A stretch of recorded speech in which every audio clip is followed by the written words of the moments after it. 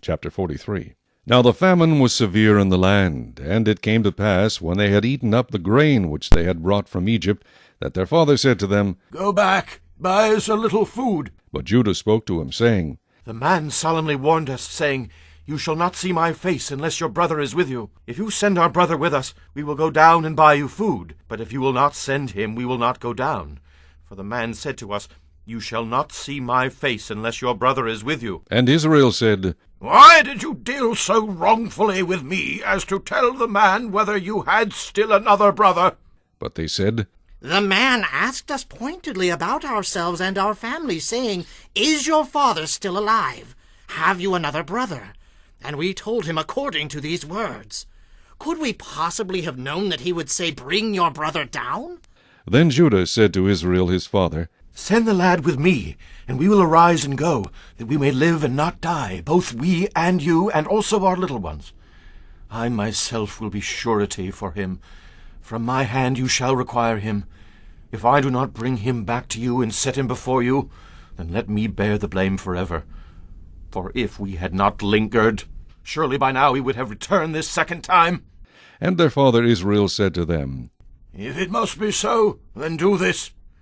Take some of the best fruits of the land in your vessels, and carry down a present for the man, a little balm and a little honey, spices and myrrh, pistachio nuts and almonds. Take double money in your hand, and take back in your hand the money that was returned in the mouth of your sacks. Perhaps it was an oversight. Take a brother also, and arise, go back to the man, and may God Almighty give you mercy before the man, that he may release your other brother and Benjamin. If I am bereaved, I am bereaved. So the men took that present and Benjamin, and they took double money in their hand, and arose and went down to Egypt, and they stood before Joseph.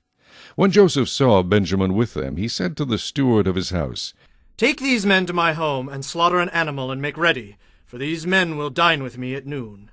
Then the man did as Joseph ordered, and the man brought the men into Joseph's house. Now the men were afraid, because they were brought into Joseph's house, and they said, It is because of the money which was returned in our sacks the first time that we are brought in, so that he may make a case against us and seize us, to take us as slaves with our donkeys. When they drew near to the steward of Joseph's house, they talked with him at the door of the house, and said, Oh, sir, we indeed came down the first time to buy food. But it happened, when we came to the encampment, that we opened our sacks, and there each man's money was in the mouth of his sack, our money in full weight. So we have brought it back in our hand, and we have brought down other money in our hands to buy food. We do not know who put our money in our sacks. But he said, Peace be with you. Do not be afraid. Your God and the God of your father has given you treasure in your sacks. I had your money. Then he brought Simeon out to them. So the man brought the men into Joseph's house, and gave them water, and they washed their feet, and he gave their donkeys feed. Then they made the present ready for Joseph's coming at noon, for they heard that they would eat bread there. And when Joseph came home, they brought him the present which was in their hand into the house, and bowed down before him to the earth. Then he asked them about their well-being, and said, Is your father well, the old man of whom you spoke?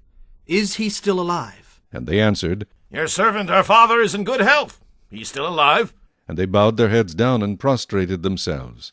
Then he lifted his eyes and saw his brother Benjamin, his mother's son, and said, Is this your younger brother of whom you spoke to me? And he said, God be gracious to you, my son. Now his heart yearned for his brother, so Joseph made haste and sought somewhere to weep. And he went into his chamber and wept there. Then he washed his face and came out, and he restrained himself and said, Serve the bread. So they set him a place by himself, and them by themselves, and the Egyptians who ate with him by themselves, because the Egyptians could not eat food with the Hebrews, for that is an abomination to the Egyptians. And they sat before him, the firstborn according to his birthright, and the youngest according to his youth. And the men looked in astonishment at one another. Then he took servings to them from before him, but Benjamin's serving was 5 times as much as any of theirs. So they drank and were merry with him.